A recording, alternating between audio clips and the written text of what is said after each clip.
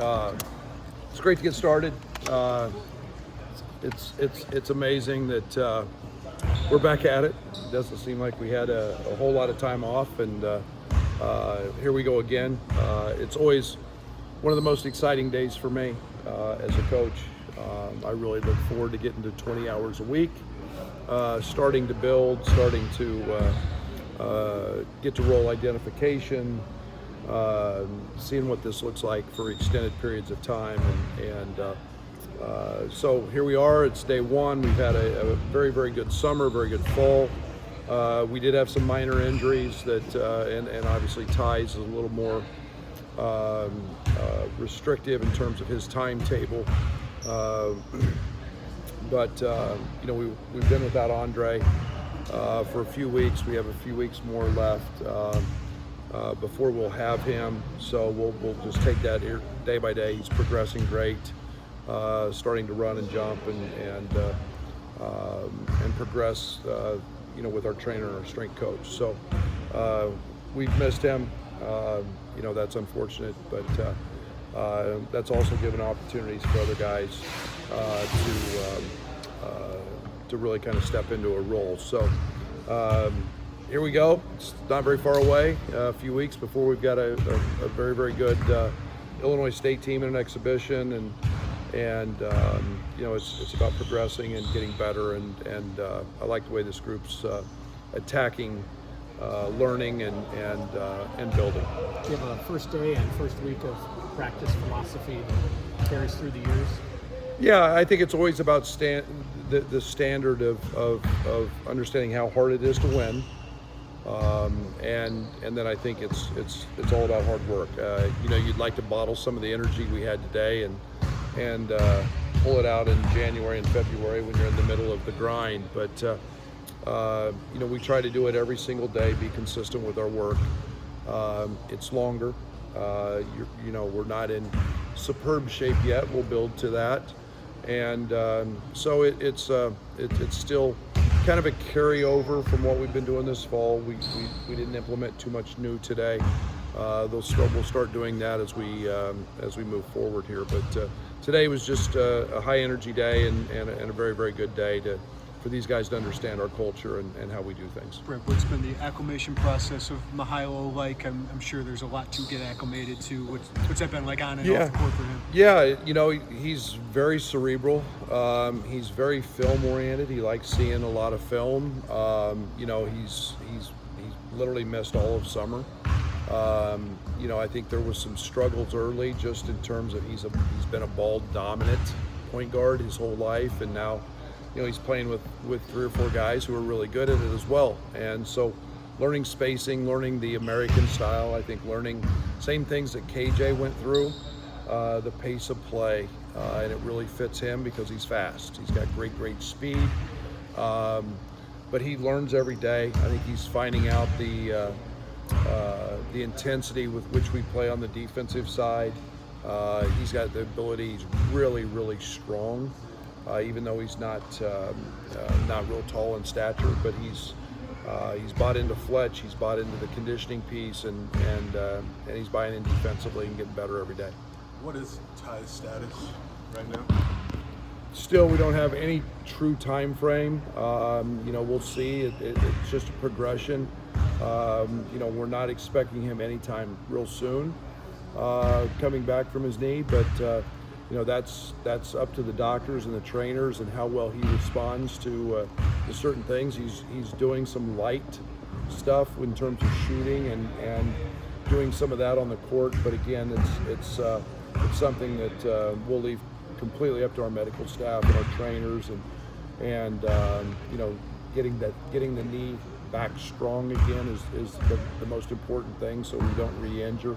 That takes a little bit of time. So yeah, we'll just keep playing that by ear, and when he's ready, he's ready. So you've not completely ruled him out for the season? I'm not completely saying he'll play, and I'm not completely saying he won't play. So that's something that is basically how his body responds and what the doctors what the doctors tell us. I know you're just getting started, but what are some things you like about your roster this year? Is there a common denominator with this group? Yeah, I think we're obviously got some size. I think that's the first thing you see when you walk out here is our length. I think that we've got some versatility, especially in the front court. The greatest thing is that Ben, Jake, Tommy, Bam, AJ are back, and they're and you got to tie a guy on the sidelines, and so there's tremendous carryover and leadership into that. But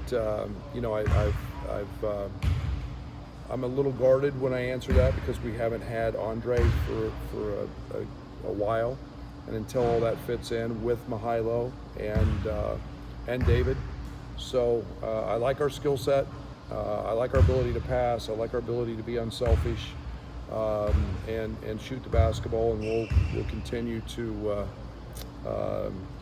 work on the development and the chemistry of that day to day as guys work their way back in. How's Ben looked in in the summer? Can you plug and play Andre the way that you would like to, just because he was here in the summer from a chemistry standpoint and understanding what you guys want to do? Yeah, and we're going to ask him to be different than he was at his last two schools in terms of, we've got pick and pop fives and different things, but I see him as a guy who's very downhill, a little bit like TJ was. He's extremely athletic. He's got the ability, I think, to be an elite defender. I love him paired with Kylan in the backcourt, and perimeter guys. I don't know if his shot volume needs to be quite what it was in the past with our team, but we'll continue to dissect that. But he is a guy who can really score the ball. He's a great finisher. He's going to be a guy that probably shoots more threes than he's shot in the past. But I like his versatility and his ability to step in and play multiple spots. How has Ben looked just another year on campus? Ben's probably, he's made as big a change as anybody, and in terms of his physicality, in terms of his physical status. He's 25 pounds heavier, he's stronger, he's our best conditioned guy, he's an elite athlete. He's a guy that I don't think he's just glad to be here now. I think he's ready to be really a productive player, and I don't mean that in a bad way. Last year I think it was a learning curve for him. I think, as you see in the history of my time here anyway, guys from year one to year two make a jump, and I feel really strongly that he's positioned to do that and have a great year. Schedule was finalized over the weekend. What do you make of the schedule? What do you like about it? It's great. It's hard. It'll test us in the non-league. I think that I'm very, very naive when it comes to what other rosters look like in our league yet. I don't know. You read about certain teams, and everybody was talking about Rutgers a year ago, and so I don't pay a lot of attention yet to other teams. I just know the Big Ten's loaded, and it will be no different this year. We'll I think Ohio State in the first Big Ten game in December, and Nebraska at home, and beyond that I really couldn't. I do like the game and playing in the Palestra for selfish reasons. Now I don't have to play Fran there. I wanted to play a game in that building, no, I think it's a great schedule, and we're gonna find out very early who and what we are. You brought in Crocker as an assistant coach. Is there any changes on the defensive end, or have you seen anything on the defensive end this offseason? Yeah, there'll be a decent amount of changes. I think we're trying to be a little more active and creative in terms of coming up with steals and being more aggressive there. I think we're trying to utilize our length in some different ways. It's still a work in progress. I think we've got multiple ways we can play, and I think it starts with Kylan. I think he's going to be one of the best defenders in the game, and his strength and his quickness is unparalleled, really. And Fletch has said he's never seen an athlete like him, as strong as he is, and he's a guy that doesn't get enough notoriety for how good he is defensively. So everything will start with him, and then we've got to utilize our size and strength. Did you get a sense this summer what playing Z and Tommy looks like, and is that more of a niche lineup, do you feel like, philosophically, or do you even know where? I don't know. I don't. We've looked at them. Obviously, we play them a lot together. We didn't have Murkovich here at that time. Jason Jackson's had a really good summer. It gives us versatility with Ben. To play Ben as a 4, to play Ben as a 3. Let's not forget that some of our best lineups last year were Kylan Boswell as a screener and a connector, slipping out to the rim. Jake Davis is there's a lot of versatility there. So I don't want to say we'll play them together. We sure can. Z's an elite shooter. He's gained weight. He's made tremendous strides here in terms of his physical appearance and strength. So, we know he can block shots and really shoot. So, we'll see how that all plays out. Brad, what, if any, eligibility hurdles remain for Mihailo and David? Still waiting. David's good. Still going through the process with Mihailo. Again, it's not. Everything's moving. It's just been a later process for him, for things that were uncontrolled by everybody because of things that were going on in Belgrade and Serbia at that time, and still are. But it's just a little slower process. But we'll wait till final eligibility we hear, and we've done everything we can do on our end. Do you feel you'll have Andre for the start of the season? I hope so. I got my fingers crossed on that. I'm not.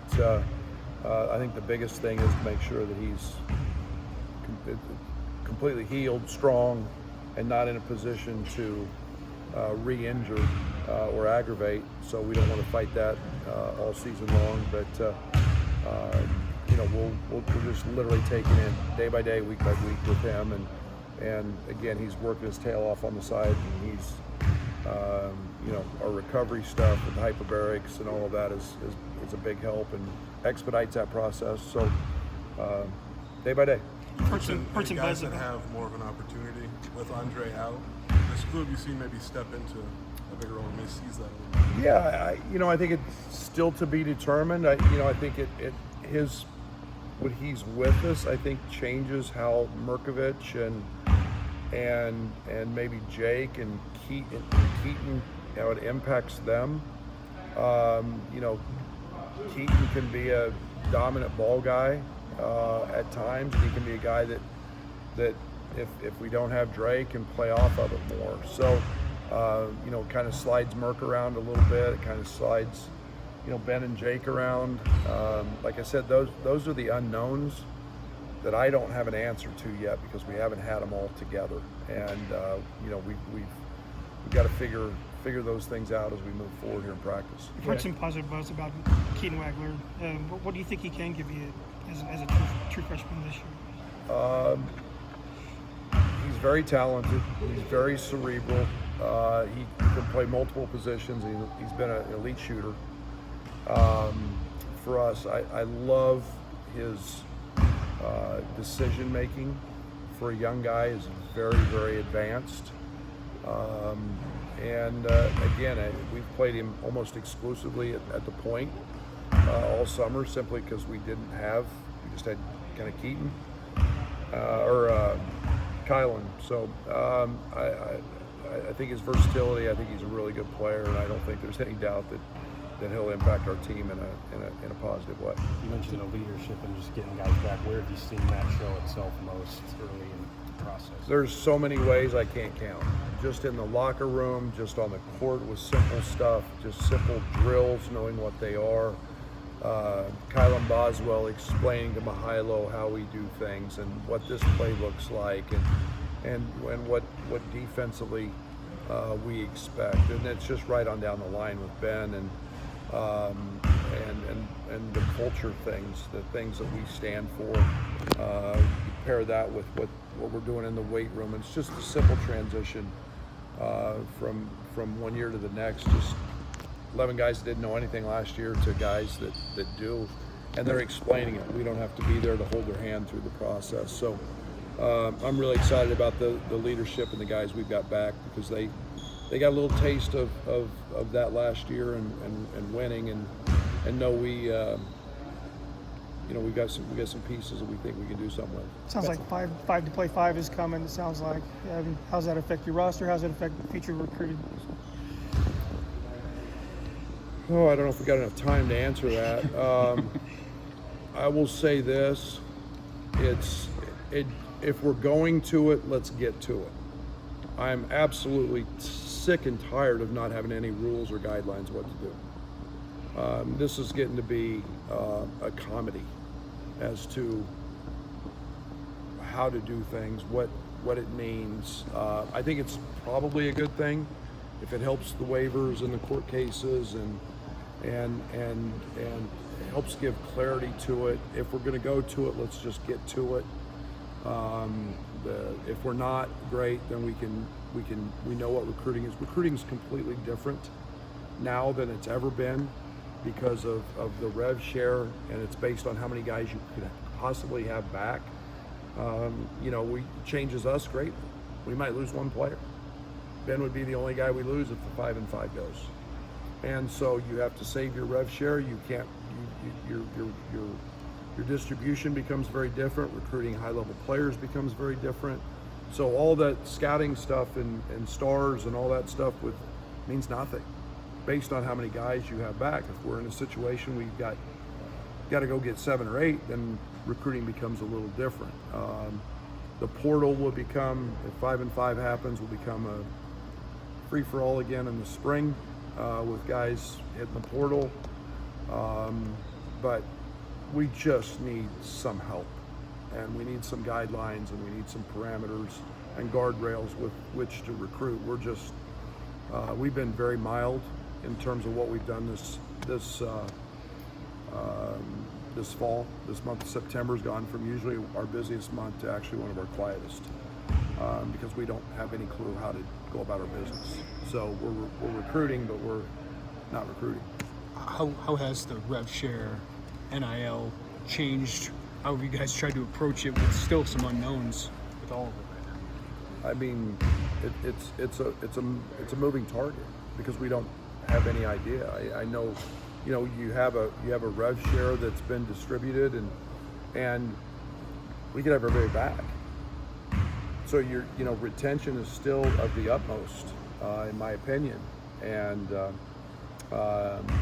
we're going to continue to work towards that. So going out and recruiting, we love the commitments that we have, and we love the guys that were involved, and they fit our culture to the T. But it's all about the spring. Again, the calendar's off. It's messed up. Makes no sense. But we're just in a spiral that we need some help with.